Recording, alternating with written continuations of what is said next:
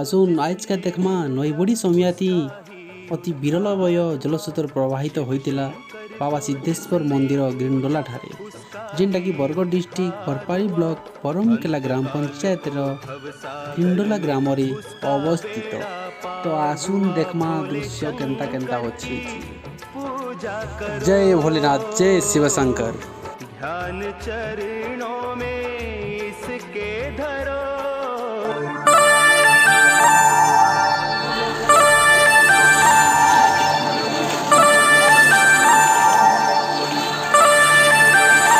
Let's dance, baby.